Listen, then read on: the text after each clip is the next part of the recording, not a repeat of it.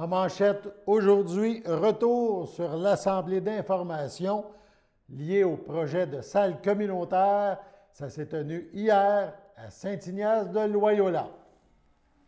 Bonjour à tous et bienvenue à votre bulletin d'information sur les ondes de CTRB, votre télévision locale et régionale. Alain Belle-Humeur au pupitre. Donc, en ce 4 avril, on débute par un retour sur l'Assemblée d'information qui s'est tenue donc hier au sous-sol de l'église, pardon, à l'église, et non pas au sous-sol, à l'église de Saint-Ignace de Loyola. Ça s'est donc tenu hier et évidemment, plusieurs citoyens étaient présents. On parle, il y en avait au-delà d'une centaine qui se sont réunis pour l'occasion, pour avoir davantage d'informations et poser certaines questions concernant le projet de démolition de l'église et le projet de construction du centre communautaire. Mais dans un premier temps, Mélanie Messier, la directrice générale de la municipalité de Saint-Ignace, a tenu à faire une mise au point. Ça faisait suite des interventions, entre autres, lors du dernier conseil municipal qui s'est tenu en mars dernier. On se souvient qu'à ce moment-là, qu'au moins une personne avait mis en doute ses compétences et son intégrité. On écoute la mise au point de Mme Messier qui lançait cette assemblée. Je vais débuter la présentation. La mise au point, elle est importante et même à la limite, elle est nécessaire. Je vais y aller comme suit. Le projet de la salle communautaire et de la démolition, mais pas le projet à Mélanie. Je m'explique. C'est le projet du conseil de l'époque qui ont pris sous son aile, suite à la consultation populaire de 66 %, qui par la suite, au fil du temps, a eu une continuité. Qui, oui, c'est vrai, c'est moi qui ai la porte-parole, le leader indirectement, mais c'est le projet du conseil. Je m'explique. Suite à l'Assemblée du mois de mars, à la diffusion de l'Assemblée du mois de mars, j'ai eu des œufs sur ma maison. Je trouve ça très regrettable. Nul vous dire que maintenant, j'ai été acheter des caméras et j'ai des caméras de surveillance pour assurer ma sécurité et de l'intimidation au cas que ça pourrait arriver à nouveau. Je trouve ça déplorable, mais c'est une situation qui est arrivée malheureusement. Ceci dit, à la même Assemblée, il y a eu des questions concernant le document que vous avez entre les mains, autant le PowerPoint que le 80 pages. Alors là aussi, je veux faire la mise au point, puisque mon intégrité, ainsi que celle de mon adjoint, ainsi que celle de mon fils, ont été mises en doute. Autant mon intégrité, au niveau du code d'éthique de déontologie, confidentialité. Alors, je pense qu'on est en famille, on va faire le point. Cette journée-là, moi, j'étais en vacances à Saint-Michel-des-Saints. À mon chalet, moi, il n'y a pas d'électricité, pas d'Internet. J'étais déconnectée pour me reposer. Nul vous dire que quand je suis revenue connectée assez vite. J'en ai ramassé 2 à petite cuillère et j'ai attendu d'entendre et d'écouter l'Assemblée. Après avoir écouté l'Assemblée, pour ceux qui ne l'ont pas écouté, c'est public, la partie des questions, d'où la partie où est-ce que oui, ça vient à mon égard, mon intégrité et tout ça, par rapport au document, par rapport à ce que mon fils a aidé à la contribution du document. Y aurait-il eu accès à des informations, etc., etc. Alors là-dessus, suite à ça, moi, j'ai quand même consulté le conseil, puis il y avait encore des divergences d'opinion à cet effet-là. Donc, je n'ai pas hésité, j'ai demandé un avis juridique. J'ai été voir si j'étais en faute. Si j'étais en faute, j'étais prête, et je suis encore prête à l'assumer. À me dire, Mélanie, s'il y a quelque chose que tu as fait, quelque chose de pas correct, je vais assumer les conséquences de mes gestes. Ce document-là est arrivé suite, entre autres, quand M. Daniel Laforêt est venu me voir un vendredi, le 18 février exactement, vers midi moins quart, qui m'a remis la lettre, qui est tout à fait légitime. Le groupe de citoyens avait des questions, ce qui est tout à fait correct. Moi, j'ai pris la lettre, j'ai regardé les trucs, les questions, et au final, vous savez que moi, en tant que directrice, avec l'accès à l'information, oui, je dois répondre aux questions. Ça, c'est clair, ça va de soi. Mais je ne suis pas obligée de créer un document comme vous avez entre les mains. Ce n'est pas obligatoire. Par contre, mon fils, je vais faire un aparté pour mon fils. Jean-Philippe, il a 22 ans. Il est présentement à l'Université à Kingston, dans l'armée, dans les Forces armées canadiennes, en logistique aérienne. Il est à Kingston. Il est venu depuis le mois d'août 3 fois. Inutile de vous dire que quand il est venu, on n'a pas été au bureau municipal et je n'ai pas fait du municipal avec lui. Ceci dit, le 18 février, il est quand même dans son rush d'université et il décide de son plein gré de donner du temps à la communauté, pour vous, pour que vous soyez informés, pour être sûr que le projet soit clair pour les citoyens. Alors, il me dit, maman, il dit, tu sais, le PowerPoint, et généralement, il y a tout un petit document explicatif qui vient avec. Je vois, mais Jean-Philippe, j'ai dit, moi, là, j'ai pas le temps, dans 1 mois, parce que l'ouverture des appels d'offres était le 16 mars, présenter un document explicatif d'environ 20-30 pages. Jamais qu'on pensait qu'on allait avec 80 pages, je vous dirais. Il m'a dit, oui, mais moi, je suis prête à la donner de mon temps. Puis si Roxane, elle embarque un petit peu, puis si tu embarques un petit peu, on va y arriver. Je dis, ouais, c'est colossal, parce que là, j'ai dit, je pars une semaine en vacances, j'ai une démission sous la main, Roxane s'en va en congé de maternité, je veux dire, le département des miracles. Il dit, non, non, mais dis-moi que je vais faire la recherche, tout ce qui est public, le développement durable, les besoins de la municipalité, que ce soit la loi sur le patrimoine, les régions avoisinantes, Saint-Gérard-de-Magella, Sainte-Anne-de-Sorel, sur le ministère des Affaires municipales. C'est tout ce qui est public, là. Il n'y avait rien, puis quand vous allez lire le document, il n'y a rien qui est confidentiel. Donc, j'ai dit, écoute, ben, c'est toi le goût. Alors, moi, ce que je fais, le lundi, le 21, j'en parle à Roxane, Roxane me dit oui. Le 22, en comité plénier, j'en parle au conseil. Le conseil, il n'y a personne qui m'a dit qu'il n'était pas d'accord. Tout le monde m'a dit, ben oui, vas-y, va de l'avant. Et Jean-Philippe, il a quand même fait du bénévolat auprès de la municipalité. Le site Internet que vous voyez présentement, c'est grâce à Jean-Philippe qu'il l'a fait bénévolement pendant 1 an pour qu'on ait un site Internet à la lumière de notre municipalité. Donc, toujours est-il que, présentement, on a embarqué dans le projet. Alors là, oui, vous avez sous la main, ah oui, ce que j'oubliais de dire, c'est qu'on a eu, suite à l'avis juridique, je reviens avec l'avis juridique, l'avocat a transmis la réponse à M. Barthes. Et la réponse a été celle-ci. En aucun temps, j'ai failli à mon code de déontologie. J'ai agi selon les valeurs et en toute loyauté. Je vous dirais que le but du document était vraiment pour vous donner l'information. Ceci dit, s'il y a des citoyens qui ont une plainte à faire, que ce soit à mon égard, à l'égard d'un élu, à l'égard d'un employé, il y a une façon de faire, c'est le code d'éthique de déontologie, autant des élus que des employés. Ça ne se fait pas en séance publique, ça se fait avec, vous suivez la procédure, vous écrivez une lettre, vous écrivez votre nom, pas anonyme, votre nom, vous la pliez, vous l'envoyez au bureau municipal, soit à mon attention ou à l'attention du maire. Et par la suite, elle sera traitée. La séance est là pour répondre aux questions et non versus une plainte sur les ressources humaines ou les employés. Ceci dit, on revient avec le document. Le document en soi est là pour vous, de façon à ce que vous puissiez être éclairé. Moi, pour ma part, là, que ça passe ou que ça passe pas, l'important, c'est que vous ayez l'information, que vous puissiez vous faire une opinion, autant pour, autant contre, parce qu'indirectement, on va être impacté d'une façon comme d'une autre. Mais ce qui est important, par exemple, prenez le temps d'écouter, de lire et de vous faire une opinion là-dessus, mais surtout, soyez respectueux. Merci.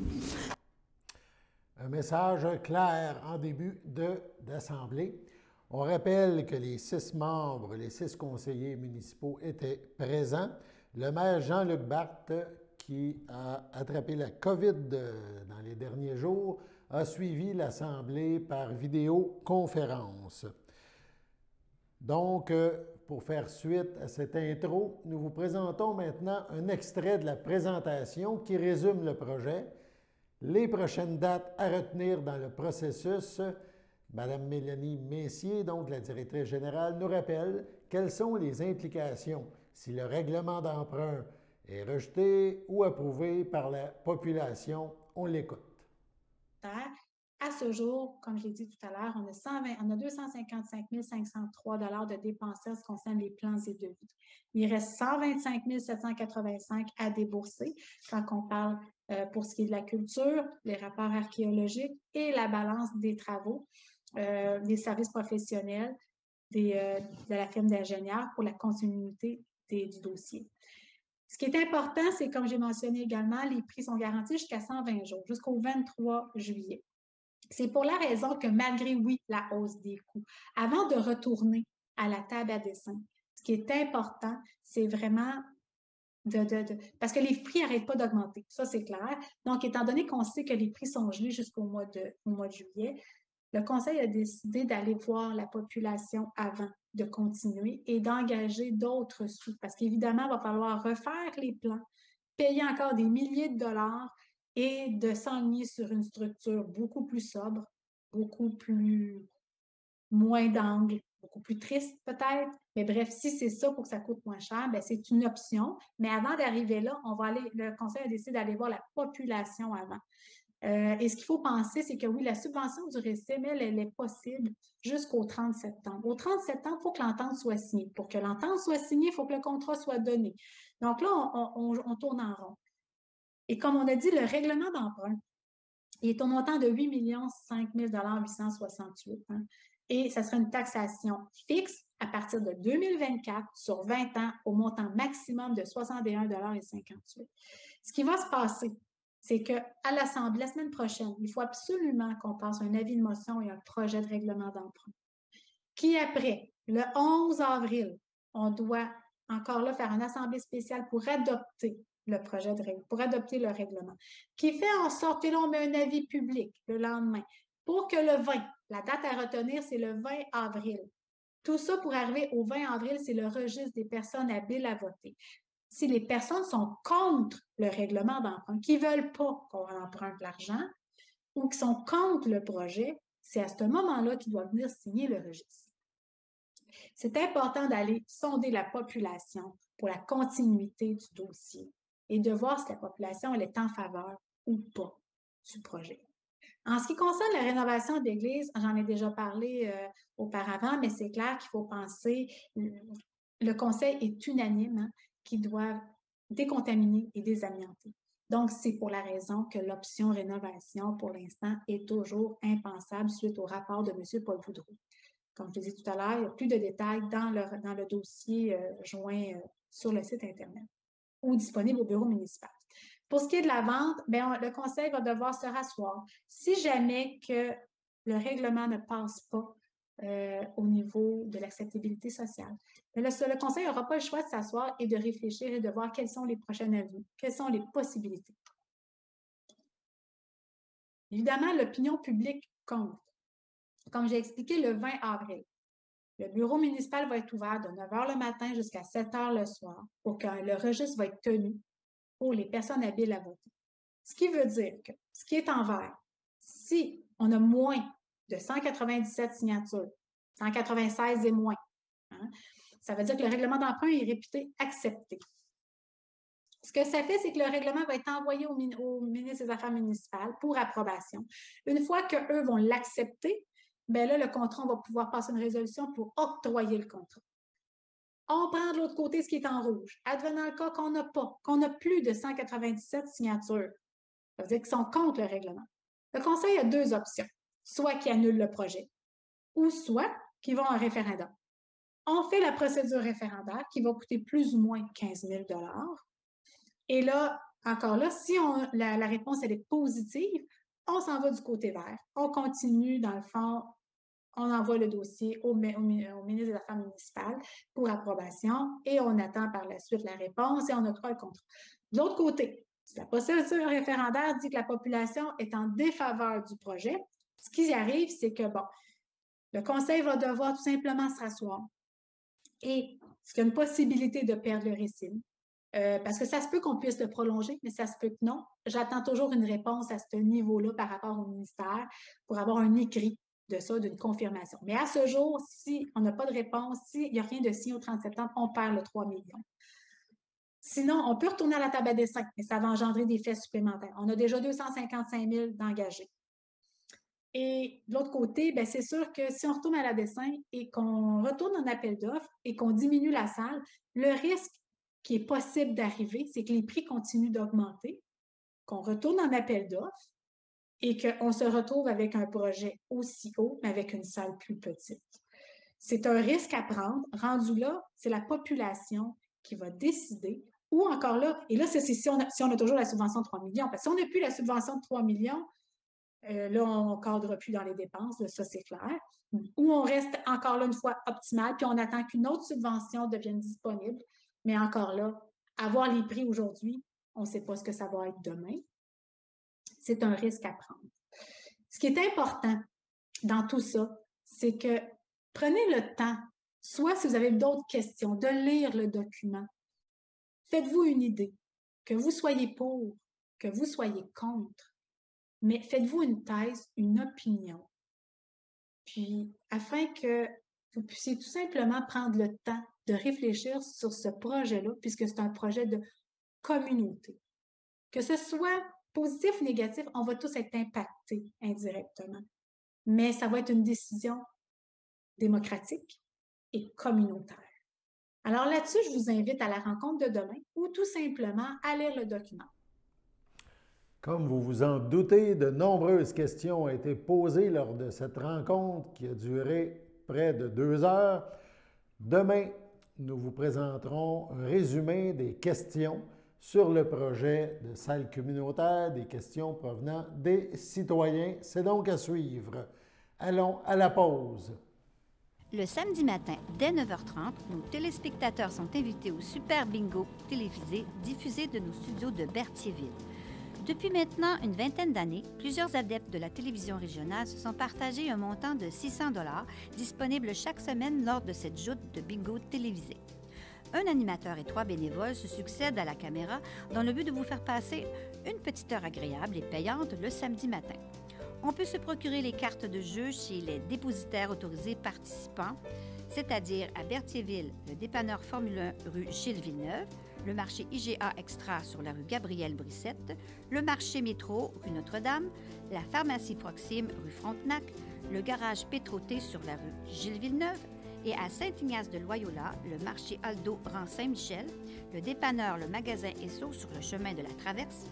C'est un rendez-vous tous les samedis matins à 9h30 sur les ondes de CTRB, votre télévision régionale et communautaire.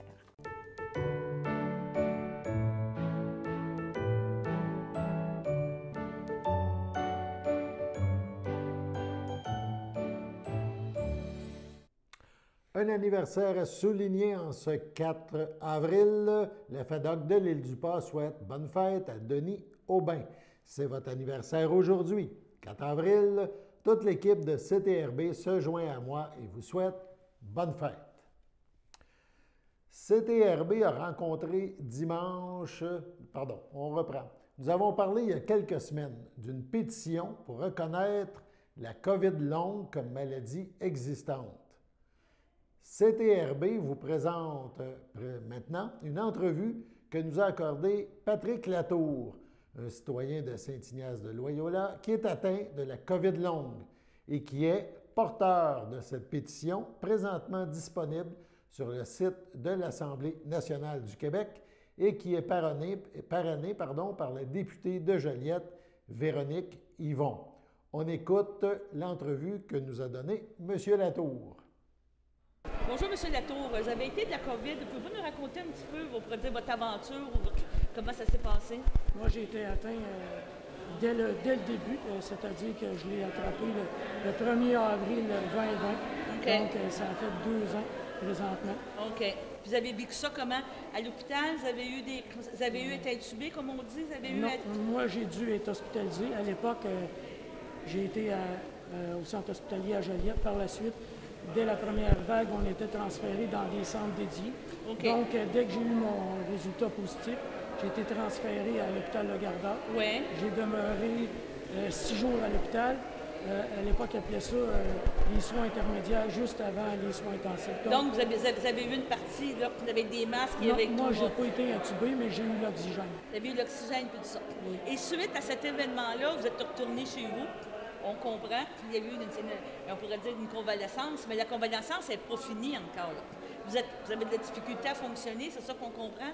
Oui, mais plus que ça, quand j'ai quitté le centre hospitalier, j'étais déjà très, excusez l'expression, mais amoché. Affaibli, donc, oui. Par la suite, j'ai eu des problèmes au niveau cardiaque. Donc, j'ai dû subir une intervention à l'Institut de cardiologie de Montréal suite à la COVID. Donc, le rétablissement était long pour finalement voir qu'après tout ça, bien, les symptômes persistaient. Donc, j'ai passé des tests médicaux à savoir si je pouvais avoir des séquelles de la COVID ou s'il y aurait d'autres problèmes de santé. Donc, ça s'est révélé négatif de ce côté-là. Sauf que là, présentement, je suis quand même, j'ai des symptômes de la COVID. Donc, on peut dire que le plus significatif, c'est le manque d'énergie, l'essoufflement, des troubles de mémoire, concentration. Puis, je n'ai pas retrouvé non plus, après 2 ans, la totalité de l'odorat et du goût non plus. OK.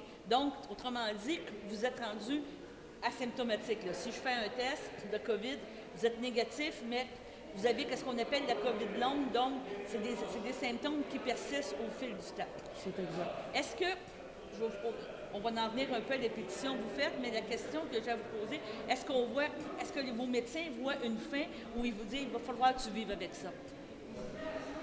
Madame, présentement, personne ne le sait. Okay. Il y a beaucoup de recherches qui se font, mais on apprend avec le temps.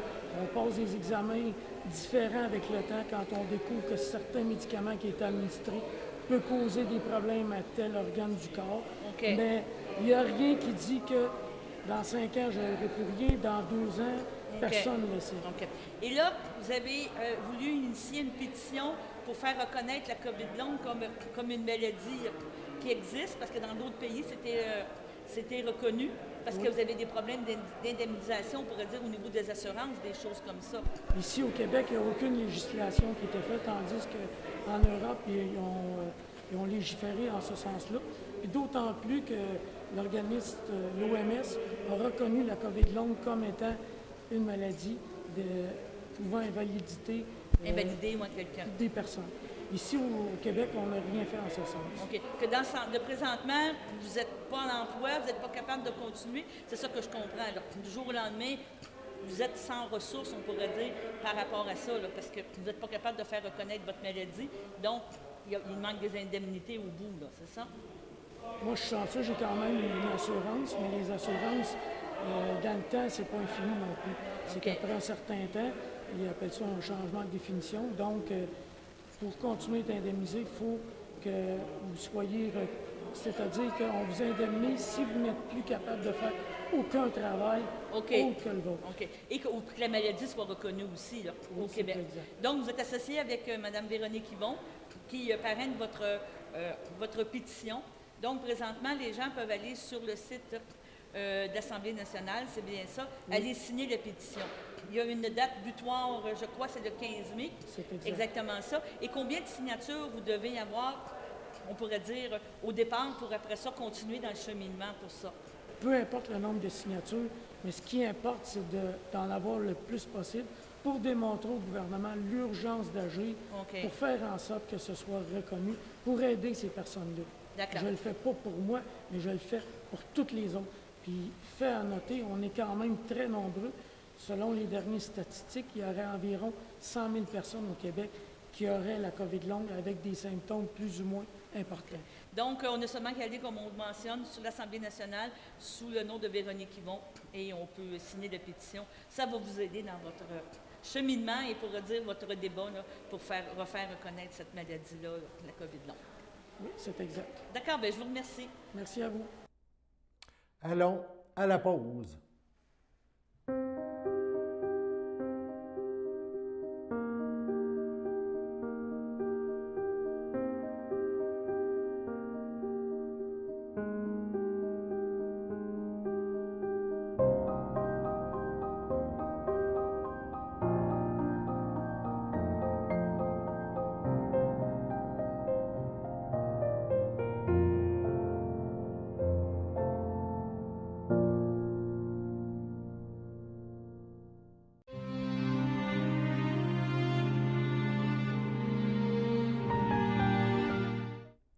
Au CHDL de Saint-Charles-Borromée, le 8 février dernier, à 75 ans, est décédé M. Roger Carrier, retraité de la Sûreté du Québec, époux de Lise Lévesque, demeurant à Saint-Gabriel-de-Brandon, autrefois de Berthierville. Il laisse dans le deuil, outre son épouse, ses fils, Nicolas Carrier, Martine Grégoire, Mathieu Carrier, Marie-Ève Robitaille, ses 3 petits-enfants, Frédéric, Émilie et Sarah, ses sœurs Gisèle et Claudette Carrier, ainsi que les membres de la grande famille Lévesque et plusieurs neveux, nièces, autres parents et amis. Veuillez compenser l'envoi de fleurs par des dons pour la Société canadienne du cancer, dons qui seront acceptés à l'Église. La famille vous accueillera samedi le 9 avril à l'Église Sainte-Geneviève de Berthier dès 13 h. Suivront les funérailles à 14 h. M. Roger Carrier sera inhumé au cimetière Entrelacs à une date ultérieure en toute intimité. Au CHDL Saint-Charles-Borromée, le 9 mars, à 93 ans, est décédé M. Hubert Clément, époux en premières noces de feu Lise Michaud et conjoint de Thérèse Roy, demeurant à Saint-Barthélemy.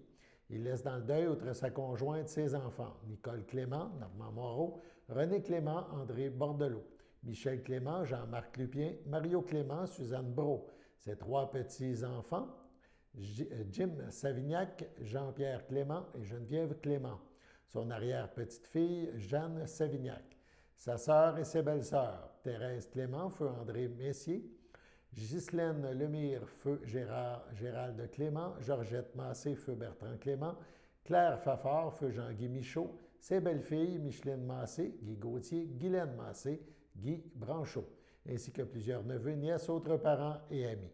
La famille vous accueillera samedi le 9 avril dès 10 h au complexe funéraire F. Thériault à Berthierville. Suivra une liturgie en la chapelle du complexe à 14h30. Sur ce, passons à la météo.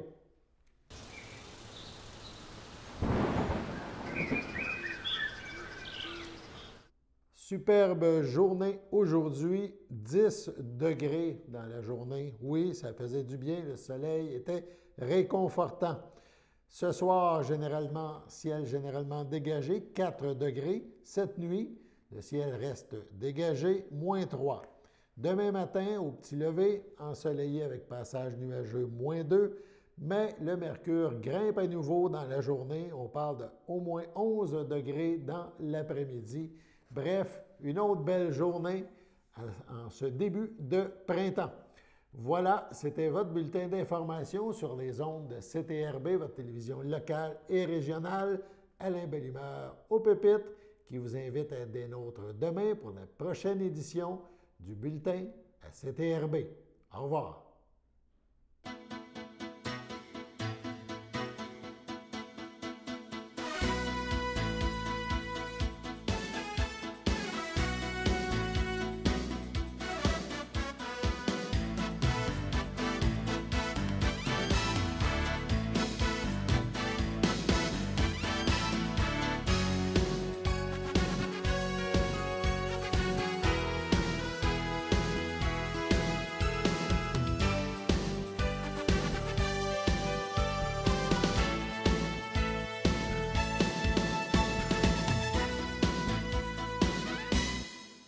Sachez que vous pouvez nous faire part de vos commentaires, soit pour une annonce gratuite sur notre babillard ou toute autre suggestion en nous rejoignant par téléphone au 450-836-5103, 450-836-5103, ou bien par courriel tvcberthierville@hotmail.com, sur Facebook en écrivant Facebook CTRB.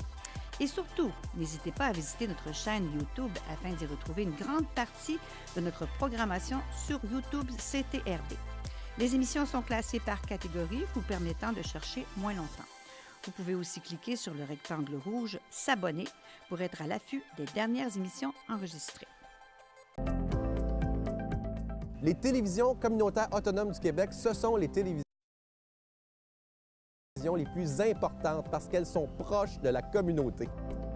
On veut encourager des gens qui parlent de ce qui nous intéresse, mais aussi qui participent au développement local. Mais c'est fini le temps là, où on allait lire une affaire qui a été écrite avant hier au bout du monde. Non! Tu veux savoir ce qui se passe chez vous? Bien, ma télé préférée, c'est la télé autonome communautaire. C'est ici que ça se passe.